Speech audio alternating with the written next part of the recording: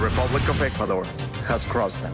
La Corte Internacional de Justicia escuchó la acusación mexicana contra Ecuador basada en que hay líneas del derecho internacional que no se deben cruzar. El ex vicepresidente Jorge Glass perdió un recurso con el que pretendía evitar que se revise el contenido de los celulares que le incautaron en la Embajada de México. El gremio de los panaderos artesanales tiene pérdidas de 25 millones de dólares por los apagones desde que empezó la crisis energética. El hijo del fallecido narcotraficante Junior Roldán, un policía en servicio activo y otras 4 personas fueron detenidas y son investigadas por lavado de activos. Televistazo visitó los hangares donde técnicos de la Fuerza Aérea recuperan aeronaves fuera de servicio por la falta de mantenimiento y repuestos.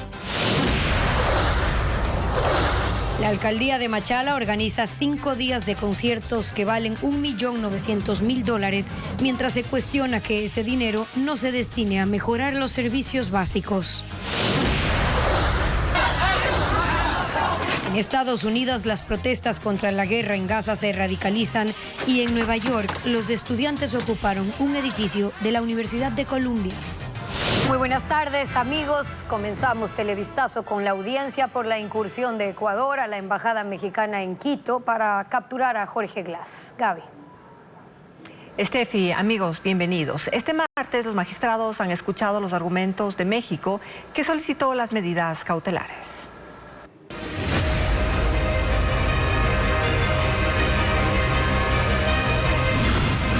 Ecuador-México, round final en La Haya.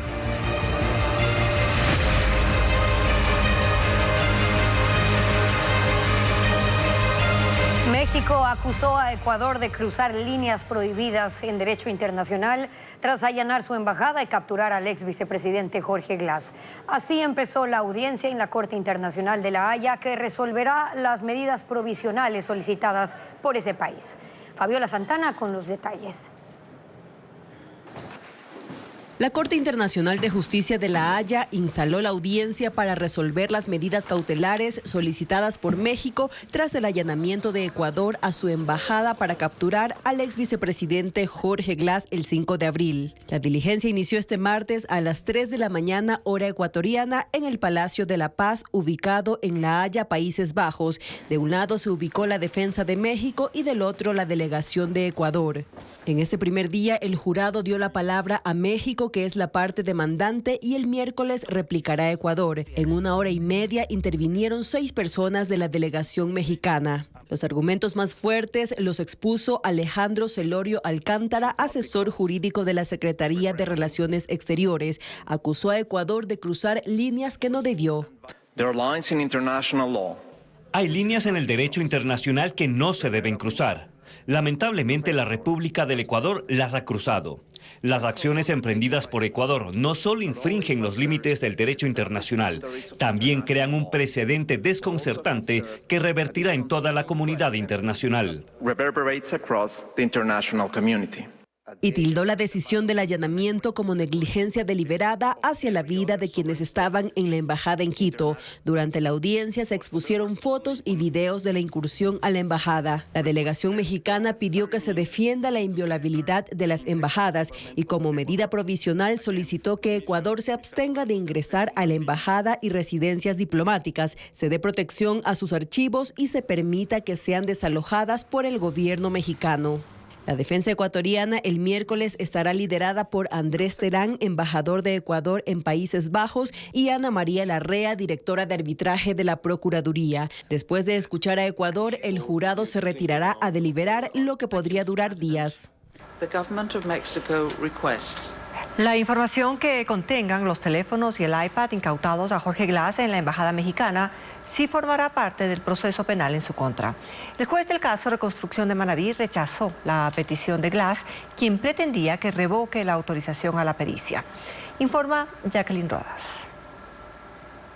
Los 2 teléfonos iPhone y la tablet incautados a Jorge Glass en la Embajada de México en Quito sí harán parte del proceso penal en su contra en el caso Reconstrucción de Manabí. El juez nacional Julio Inga rechazó el pedido de los abogados de Glass. Ellos pretendían que revoque la autorización que otorgó a la Fiscalía para que abra los dispositivos, extraiga la información y disponga a peritos de criminalística que la desmaterialicen, transcriban y anexen al expediente para conocimiento público. Según el juez, la solicitud del ex vicepresidente de la República es improcedente e inoportuna, porque la validez de los elementos encontrados se debe analizar en la etapa preparatoria de juicio, que aún no llega. La fiscal general Diana Salazar informó que la pericia para extraer la información de los dispositivos de Glass ya está en curso. Empezó el pasado 15 de abril, cuando se fijó la audiencia reservada con la presencia de algunos abogados de los procesados, incluidos los de Jorge Glass, que se conectaron vía telemática. Él también asistió desde la cárcel de La Roca. Ese día ya cuestionaron la pericia y pidieron que no se realice. Alegaron que la cadena de custodia que siguieron los policías la noche del 5 de abril no es válida, porque irrumpieron a la fuerza en la sede diplomática mexicana para capturarlo. También citaron el habeas corpus que resolvió un tribunal de la Corte Nacional, declarando que su detención fue ilegal. Al momento, Jorge Glass cumple con la orden de prisión por peculado en el caso Reconstrucción de Manabí y también con la sentencia unificada de 8 años de cárcel por asociación ilícita y cohecho en los casos Odebrecht y sobornos. Le quedan 2 años y 11 meses de condena.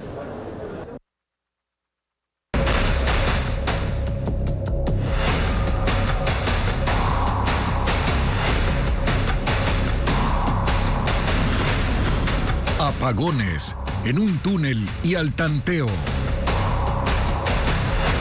Millonarias pérdidas en el sector panificador del país han tenido que botar el producto por los cortes de energía. Carla Delgado tiene un reporte. Los apagones han convertido la producción de pan en un viacrucis diario.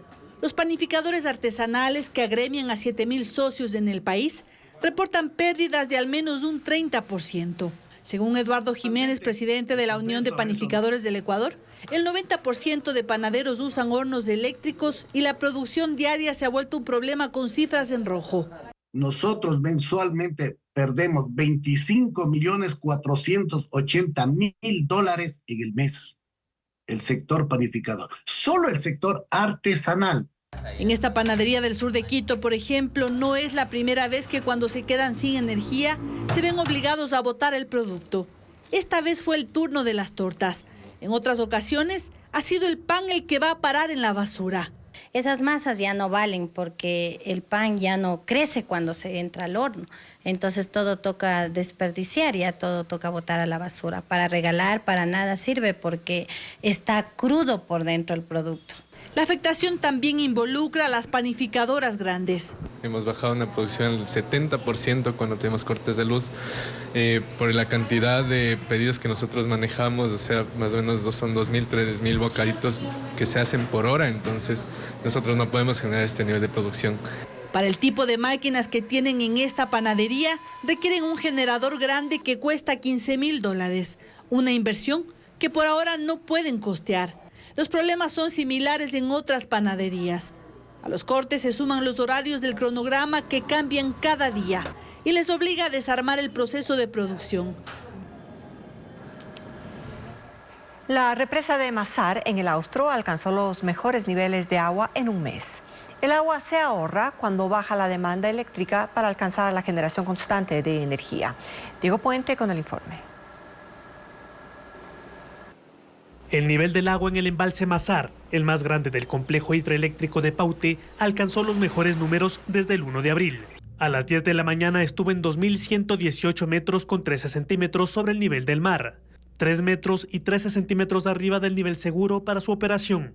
Pese a esta recuperación, Mazar no genera electricidad desde las 4 de la mañana. La corporación eléctrica debe seguir ahorrando agua. En horas que disminuye el consumo, se apagan los generadores o solo se ocupa uno de los 2 instalados. Otras 2 centrales hidroeléctricas, Molino y Sopladora, generan electricidad de forma ininterrumpida desde las 7 de la mañana.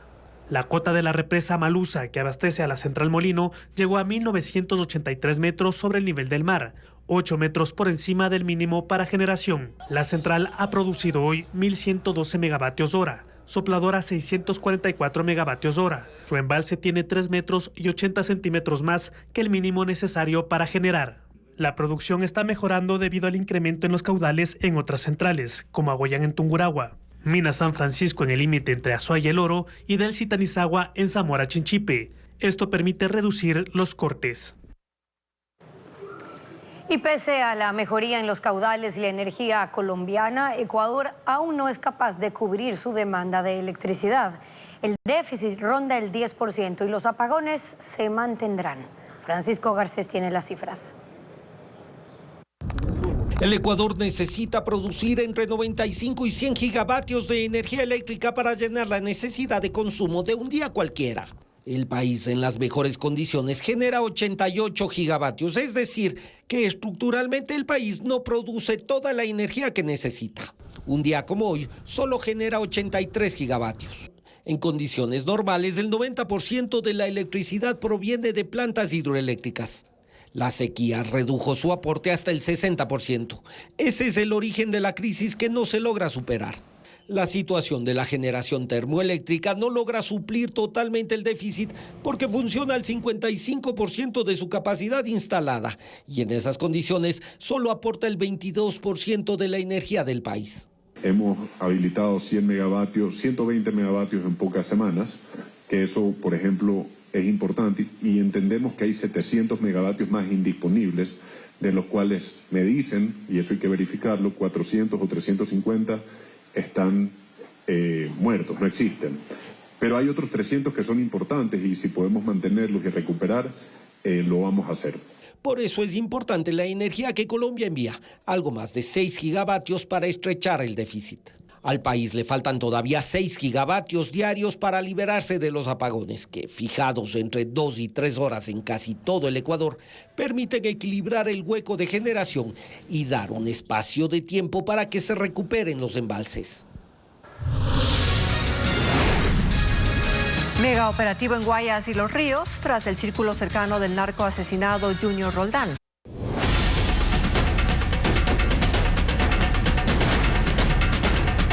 Caso Blanqueo, tras la estela narco. 6 detenidos en Guayas y Los Ríos tras una serie de allanamientos. Según la policía y la fiscalía, son miembros del círculo familiar de alias Junior, cabecilla de los choneros, acusados de lavar dinero mediante compañías de papel. Diego Cuenca con el informe. La policía y la fiscalía realizaron 13 allanamientos en los cantones Babahoyo en Los Ríos. Además, en Guayaquil, Daule, San Borondón, Juján y El Triunfo en Guayas. El megaoperativo se denominó Blanqueo JR. Los agentes capturaron a 6 personas, que según la fiscalía son miembros del círculo familiar de Junior Roldán, alias JR, quien era uno de los cabecillas de los choneros y fue asesinado en Colombia en mayo del año pasado. La policía identificó a Lisette y a Lady como las cabecillas de la organización acusada de lavado de activos. Ambas son exparejas de JR, que recibieron depósitos en sus cuentas por más de $5 millones. Para aparentar la legalidad de esos ingresos, entre el 2019 y 2023, crearon compañías y compraron bienes inmuebles por $3.300.000. El hijo de Junior Roldán también está entre los detenidos. Además, hay un policía en servicio activo que era ex esposo de Lisette, una de las cabecillas. En las viviendas decomisaron más de $3.000 en efectivo, motos, carros, joyas y otros documentos que serán incluidos en el proceso como pruebas. ¿Quién fue Junior Roldán alias Junior? Uno de los cabecillas de la banda narcodelictiva Los Choneros. Fue condenado también y les contamos ahora más de su perfil. Junior Roldán pasó de ser el jefe de un pequeño grupo delictivo en su natal El Triunfo, en la provincia del Guayas, a ser uno de los cabecillas de la banda narcodelictiva Los Choneros, catalogada como terrorista por el gobierno. A alias JR se le atribuyen decenas de asesinatos, masacres carcelarias y otros crímenes, como delincuencia organizada, tráfico de armas e ingreso de objetos prohibidos a los penales. Encerrado en la cárcel por asesinato, conoció a Jorge Luis Zambrano, alias J. Helio Rasquiña, quien en aquel entonces lideraba a los choneros. Sin embargo, luego de su asesinato en 2020, las riendas cayeron en manos de Adolfo Macías, alias Fito, y de Junior Roldán. Ambos crearon sus propias bandas como brazos armados de la facción original. En el caso de JR, creó a las Águilas, con base en el Cantón El Triunfo, donde incluso se pintaron murales con su rostro. Ya en el mando llegó a tener el control de las cárceles en Guayas, Sucumbíos y Loja. Las autoridades afirmaron que desde su celda seguía ordenando sicariatos, extorsiones, atentados dentro y fuera de las cárceles y más crímenes relacionados con el narcotráfico. Luego de un largo y polémico proceso, obtuvo su prelibertad en febrero de 2023 y se dirigió a El Triunfo, donde en marzo sufrió un atentado con fusiles y granadas a manos de la banda enemiga Los Lobos, según señaló la policía. Él sobrevivió al ataque y días después se retiró el grillete electrónico, por lo que fue considerado prófugo de la justicia. Su destino fue Colombia, donde según señalaron las autoridades fue asesinado el 6 de mayo y 12 días después fue sepultado. En septiembre se conoció que sus restos fueron hurtados del cementerio. El Consejo Metropolitano de Quito retiró esta mañana la condecoración Sebastián de Benalcázar, que en 2012 fue otorgada al entonces Contralor Carlos Polit por el alcalde Augusto Barrera y la mayoría correísta. Fue una muestra contra la corrupción después de que un jurado de Estados Unidos lo declaró culpable de lavado de activos y bienes. El retiro de la condecoración se hizo con 20 votos, incluidos los de los concejales correístas. 520 vallas publicitarias saturan el paisaje urbano de Guayaquil, pese a que desde el año pasado el municipio emprendió una campaña de regularización de estas estructuras.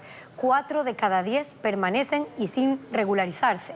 Televistazo constató que algunas solo están en armazones, sin publicidad, generando desorden visual y afectando la estética de la ciudad. Se han convertido en un elemento omnipresente en el paisaje urbano de Guayaquil. Son las vallas publicitarias, cuya proliferación no siempre está regulada. En un recorrido realizado por el equipo de Televistazo, se encontraron numerosas vallas publicitarias sin anuncios, como esta ubicada en Avenida de las Américas, cerca al aeropuerto, o esta otra en el kilómetro 4,5 de la vía Daule. También se observan estas vallas peatonales o tótems publicitarios, vacíos sobre las veredas, que junto con los cables de telefonía e internet que cuelgan de los postes, generan un ambiente desordenado. Otro caso representativo de esta problemática es la valla publicitaria ubicada al inicio del túnel del Cerro del Carmen, que hoy luce desgastada y en mal estado. Es un elemento distractor para los conductores, que además tapa el paisaje del cerro. Está el puerto principal cargado de contaminación visual. Ricardo Pozo, docente de la Facultad de Arquitectura y Diseño de la Universidad Católica de Guayaquil, cree que sí. Si uno revisa el perfil urbano original de la ciudad, poco a poco hemos ido llenando el espacio visual de elementos, ¿no? Las avenidas de mayor tráfico obviamente son las más atractivas para este tipo de vallas y también obviamente debe revisarse el tema de la seguridad vial, porque estas vallas, especialmente las que tienen animación o son especies de televisiones gigantes, pueden causar la distracción del conductor y pueden generar accidentes o siniestros de tránsito. El tema de las vallas instaladas sin autorización es un problema que el municipio de Aquiles Álvarez heredó de anteriores administraciones socialcristianas. Un examen de Contraloría determinó que entre 2017 y 2020 se instalaron casi 300 vallas publicitarias sin registrar la identidad de los propietarios, lo que generó un perjuicio a la ciudad de $2,3 millones, pues al no existir información de los dueños, el municipio no sabía a quién cobrarle los permisos. La administración municipal actual emprendió un proceso de regularización y según el último censo, en la actualidad existen 520 vallas publicitarias, de las que 217 siguen sin autorización, pero se encuentran ahora en proceso, lo que quiere decir que todavía 4 de cada 10 vallas siguen sin legalizarse por completo, aunque en su momento Fueron 9 de cada 10 las estructuras instaladas fuera de la ley. Televistazo buscó una versión del municipio para conocer las acciones que se están tomando para regularizar las vallas publicitarias sin autorización restantes. Sin embargo, no fue posible obtener una entrevista formal. El Cabildo solo respondió un cuestionario que fue utilizado como base para los datos expuestos en este reportaje.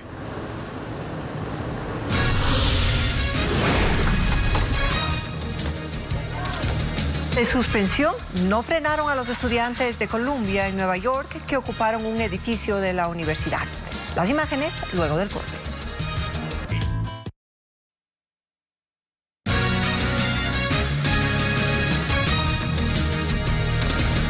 La Fuerza Aérea empezó con el plan de recuperación de la flota de aviones de transporte, parada hace más de 3 años por falta de recursos. Técnicos ecuatorianos que pertenecen a la industria aeronáutica del Ecuador, DIAF, están a cargo de la modernización de los aviones. Paul Romero visitó sus instalaciones en Latacunga. La Fuerza Aérea toma pista para volver a volar. La recuperación de la flota de transporte de la FAE está en marcha después de más de 3 años de operaciones suspendidas por falta de recursos para el mantenimiento. En 2 hangares de 4.000 metros cuadrados en la industria aeronáutica del Ecuador, DIAF, empresa adscrita a la FAE, ubicados en Latacunga, 75 aerotécnicos trabajan en la recuperación del primer avión caza de transporte de 3 que están en tierra desde 2020. Estas aeronaves fueron adquiridas por la FAE en 2012. Ingenieros y aerotécnicos ecuatorianos se encargan de la inspección total de los aviones. Para ejecutar un mantenimiento mayor, es decir, en la parte estructural, de aviónica y de sus motores. El contrato para la recuperación de los 3 aviones caza, con capacidad para transportar 70 personas cada uno, es de $10 millones. El avance es del 75% de toda la flota. Las otras 3 aeronaves en recuperación son las Twin Otter, adquiridas por la FAE en 1975, con capacidad para 19 personas. Una ya está operando. Durante el estado de excepción fue destinada para trasladar a los presos más peligrosos del país a la cárcel La Roca. 2 permanecen en los hangares para la instalación de sus nuevos motores. Además, está en proceso de modernización este avión de carga Hércules, con capacidad para más de 20 toneladas de peso. Está en tierra desde 2021 por falta de presupuesto. La inversión total es de $5 millones. Todas las partes, repuestos, entrenamiento están ya listas, entregadas a la Fuerza Aérea y a través de la industria recuperar la capacidad operativa. El plan para la recuperación de las aeronaves de la Fuerza Aérea fue aprobado por el gobierno anterior por $142 millones en 3 años. En los talleres de la DIAF también están aviones del Ejército, de la Dirección de Aviación Civil, del Instituto Geográfico Militar, esperando repuestos. El avión Hércules, subvencionado por Estados Unidos, también está en observación por el impacto de un rayo. Decenas de manifestantes pro-Palestina irrumpieron en un edificio académico en Nueva York que forma parte de la Universidad de Columbia. Esto ocurre después de que venciera la fecha límite para abandonar el campamento instalado en rechazo a la guerra en Gaza o enfrentarían una suspensión. Minutos después de la medianoche de este martes, estudiantes de la Universidad de Columbia irrumpieron en el Hamilton Hall, un edificio académico ubicado en Manhattan. Rompieron una ventana de la puerta y se colaron dentro. De inmediato llegaron a los pisos superiores y desplegaron una pancarta que decía Hind's Hall, en referencia a la niña palestina Hind Rayad, de 6 años, asesinada por el ejército israelí en Gaza el 29 de enero. Otros manifestantes formaron una barricada. Con mesas y sillas de metal bloquearon las puertas del frente del edificio. Varios trabajadores que estaban en el lugar lograron salir ilesos a la 1 de la mañana y aunque la policía llegó, no han arrestado a nadie. Ocurrió horas después de que la Universidad de Columbia advirtiera a los estudiantes que debían desocupar los predios hasta las 2 de la tarde del martes. De lo contrario, serían suspendidos del semestre, que tiene un costo de $50,000. La directiva tomó esta decisión tras concluir que la manifestación era un entorno hostil para los estudiantes judíos, que suponen más de 1/3 del alumnado de Columbia. El primer ministro de Israel, Benjamín Netanyahu, advierte que habrá una incursión de las fuerzas de defensa en la ciudad de Rafah con o sin acuerdo con el grupo Hamas. Señala que están decididos a eliminar las células terroristas en la franja de Gaza. Esta declaración la hace ante la falta de respuesta de ese grupo a un nuevo planteamiento para un alto al fuego. Mientras tanto, negociadores en Egipto creen que una respuesta de Hamas podrá darse este miércoles y plantean la posibilidad de un cese de hostilidades que pudiera extenderse hasta por un año. Rusia ejecutó un ataque con misiles y bombas contra la ciudad de Odessa en el sur de Ucrania. Mató a 5 personas y destruyó el histórico edificio de la Academia de Derecho, una construcción de estilo gótico a la que se conoce como el Castillo de Harry Potter. Ocurre en momentos en que Ucrania espera con urgencia la llegada del armamento militar prometido por los aliados. El informe con Pedro Jiménez. Ubicado en la costa del Mar Negro, esta edificación, sede de la Academia de Derecho perteneciente a una fundación universitaria, era también uno de los principales atractivos turísticos de la ciudad. El llamado Castillo de Harry Potter fue destruido esta mañana por un misil en medio de una ofensiva que alcanzó otras zonas de Odessa. En el sitio murieron 5 personas, otras 30 quedaron heridas. No tuvieron tiempo para refugiarse, pues las alertas de un ataque antiaéreo se activaron apenas minutos antes. Otras explosiones se escucharon luego en barrios residenciales, donde 30 casas quedaron dañadas. Hay 8 heridos, entre ellos 2 niños que fueron hospitalizados. Habitantes del lugar condenan los bombardeos dirigidos contra civiles, a pesar de que Rusia sostiene que van contra instalaciones militares. El presidente ucraniano Volodymyr Zelensky envió sus condolencias a las víctimas de esta nueva ofensiva y aguarda la llegada del armamento ofrecido por Estados Unidos luego de la aprobación de un paquete de ayuda por $61.000 millones. Misiles tierra-aire y otras municiones para defensa antiaérea, así como misiles guiados antitanque, municiones de racimo y vehículos de combate, están entre los equipos que Estados Unidos debe enviar en los próximos días. Mientras que el secretario general de la OTAN, Jens Stoltenberg, de visita en Kiev, ha hablado de la posibilidad de garantizar ayudas militares extras por $100.000 millones a Ucrania por los próximos 5 años. El volcán Ruang en Indonesia vuelve a erupcionar. Ocurrió esta mañana cuando lanzó una nube de ceniza de hasta 5.000 metros de altura. Los flujos piroclásticos bajan rápidamente en todas direcciones y se dirigen hacia el mar. El Centro de Vulcanología y Mitigación de Peligros ordenó mantener un radio de seguridad de 6 kilómetros desde el volcán. 800 residentes de la isla Ruang y 22.000 habitantes en islas vecinas han sido evacuados desde la primera erupción hace 2 semanas.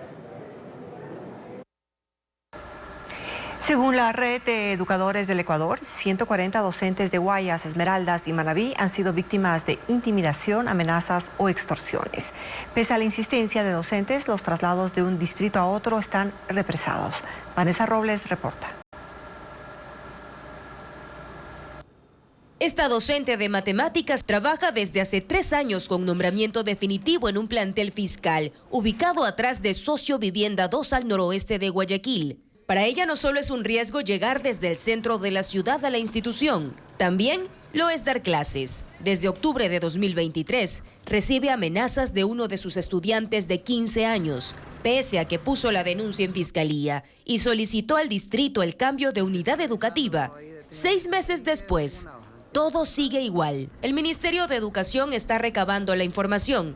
En tanto, la Unión Nacional de Educadores indica que solo el año pasado 80 maestros del Guayas fueron a presentar denuncias ante Fiscalía, pero algunas desistieron por miedo a nuevas amenazas. De la misma forma, la Red de Educadores del Ecuador, integrada por otros 80.000 docentes, asegura que 140 maestros de Guayas, Manabí y Esmeraldas fueron víctimas de extorsión, vacunas, intimidación y amenazas en el periodo lectivo 2023-2024. Los gremios cuestionan la poca agilidad para estos procesos. Tienen que ser de la misma categoría, del mismo horario y de la misma materia, ya obstaculizando el proceso, y esto hace que los maestros no denuncien, porque los trámites son tan burocráticos. A la falta de garantías y de seguridad en zonas urbano-marginales, se suma la pérdida total de autoridad dentro del aula, cuando los propios estudiantes les obligan a ponerles notas por tareas o lecciones que no presentan. Y la situación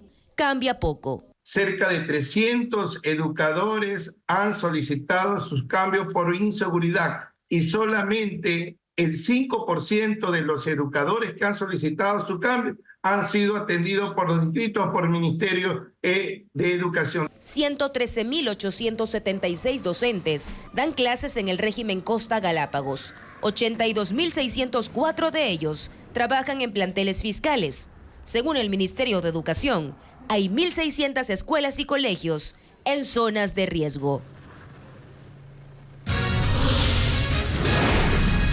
Y luego de la pausa, el municipio de Machala anuncia 5 días de conciertos por $1.900.000. ¿Y las zonas con servicios básicos deficientes? Los detalles luego de la pausa.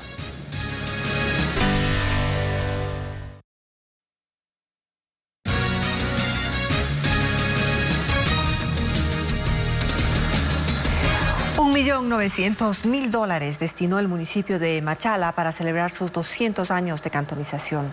Serán 5 días de conciertos con artistas como Ricky Martin. Pero, ¿qué pasa con los sectores periféricos que tienen problemas con los servicios básicos? Fabricio Lapo amplía el tema. Como si no hubiera mañana, el municipio de Machala asignó $1.900.000 para la celebración de los 200 años de cantonización de la capital orense. Los 13 concejales aprobaron la propuesta del alcalde Darío Macas para ejecutar 2 contratos que ya están colocados en el portal de compras públicas. El primero, Machala Vive la Música, por $1.701.000. Un mega concierto de 5 días consecutivos con artistas internacionales. El segundo, la obra artística móvil nocturna Machala de Luz, Amor y Esperanza, por $199.000. Se trata de un pregón de comparsas y carrozas. Que el municipio realice conciertos gratuitos para celebrar sus fiestas no es nuevo. En 2022 destinó $420.000, pero este año se cuadruplica la cantidad porque el comité organizador baraja los nombres de Ricky Martin, Nodal, Alzate, Maná y Jesús Adrián Romero. Dinamizar y reactivar al sector productivo y comercial es el justificativo del Cabildo. Estamos generando inversión que se va a devolver en 20, 30 millones de circulantes en el mes de junio a lo largo de toda la ciudad. Una aprobación unánime ante la reactivación económica que puede generar este tipo de eventos. En sectores suburbanos de Machala cuestionan las prioridades del municipio. La capital orense tiene 315 barrios en los que habitan 300.000 personas. La planta de tratamiento de aguas servidas solo cubre al 7% de la población. La mayoría descarga las aguas servidas a los esteros, mientras esperan que se construya una segunda planta. Además, 20% de la población no tienen acceso al agua potable. Esa plata que ellos gastan en un cantante por 5 días, creo que sí lo pueden hacer en obras, que es lo mejor para la comunidad, para que se sienta más tranquilo, tener cantarillado. La justificación del alcalde es que la atención es progresiva. Siempre van a haber necesidades. Esto es como una familia. Los ingresos nunca van a cubrir todas las necesidades. Tampoco fue un freno el hecho de que el propio municipio tiene deudas. No está al día en el pago del seguro social de sus 1.083 trabajadores. La respuesta es que falta liquidez por $11 millones que le adeuda el gobierno central. Y así, los compromisos patronales se quedan en espera mientras el Cabildo no escatima en los festejos. Mañana entra en vigencia el acuerdo comercial con China. ¿Qué deben hacer los productores ecuatorianos que quieran ingresar al mercado chino? 5 claves para seducir a los consumidores del gigante asiático. Sería una locura si un productor ecuatoriano quiere ingresar por sí solo al mercado chino. Según la Cámara de Comercio Ecuatoriano-China, la forma adecuada de hacerlo es a través de asociaciones o clústeres. Es así como se le puede hacer frente a la altísima demanda que se genera desde una nación con tantos potenciales consumidores. Un segundo elemento a tomar en cuenta es el enfoque. El público objetivo es una clase media donde apenas hay 600 millones de consumidores que identifican a los productos ecuatorianos como premium. Allí es donde entra en juego el tercer aspecto. Es de que China en la actualidad le da mucho valor a que los productos que consume aporten a su nutrición y aporten a su salud. Entonces tenemos nosotros que resaltar dentro de nuestros productos estos valores alimenticios en temas de aporte de vitaminas, en temas de aporte a la salud del consumidor como tal, para que esto sea más atractivo. Además, los productos que ingresan al mercado chino deben contemplar la posibilidad incluso de reconfigurar sus marcas para ser aceptados y generar impacto en el consumidor. Entonces debemos adaptar nuestros productos, tanto el empaque, su envoltura e incluso los colores. Hay una bebida energizante que es la más famosa del mundo, está de acá en todo el mundo, es de color azul. En China es de color dorado, justamente porque en China y dentro de la cultura, lo vemos en el emblema y en su bandera, el color dorado y el color rojo justamente son los que promueven la energía, el alcance de objetivos, y es lo que ellos buscan transmitir. Los nuevos productos ecuatorianos que ingresen a China deben conocer los canales que se utilizan en ese país para hacer compras. China tiene la mayor cantidad de usuarios de Internet en el mundo y usan sus propias redes sociales. Por ende, deberán tener presencia en esas plataformas y generar facilidades para un consumidor acostumbrado a comprar a través de aplicaciones y sin usar efectivo. Una cosa más, a diferencia de los mercados europeos donde se le da una gran importancia a la sostenibilidad de los productos y al cuidado medioambiental, en el mercado chino la trazabilidad es un factor muy valorado. Entonces esto transmite un sentimiento de seguridad que los consumidores en China ahora están buscando porque buscan mucho esto de la seguridad alimenticia. Hay entonces un trabajo que hacer antes de sacarle el máximo provecho a un acuerdo comercial que, si bien genera acceso a un mercado gigantesco, no garantiza la demanda. Y para ello es fundamental conocer a un consumidor que es diferente a los que el productor ecuatoriano está acostumbrado a atender. Una lluvia de meteoros se podrá observar desde Ecuador. ¿Cuándo y a qué hora? Valeria Navarro con los detalles. Este domingo 5 y lunes 6 de mayo habrá Festival de Estrellas y se podrá ver en todo el Ecuador. El fenómeno astronómico se produce porque las lluvias de meteoros etacuáridas que se desprenden del cometa Halley llegarán a su punto máximo. Halley orbita alrededor del Sol cada 75 años. El desprendimiento de partículas que deja a su paso forma un anillo que se hace visible cuando estos atraviesan la órbita terrestre y se incrustan en la atmósfera. 40 a 85 meteoros por hora pasarán en la madrugada del 6 de mayo. La velocidad es de 60 kilómetros por hora. En Ecuador será más visible desde las 2 de la mañana. Se estima que la luna se oculte alrededor de las 20 horas con 45 minutos, proporcionando mejores condiciones de observación. La lluvia de meteoros se podrá observar a simple vista. Será mejor apreciada, según el Observatorio Astronómico, en lugares libres de contaminación lumínica, acostado y con la cabeza inclinada hacia atrás.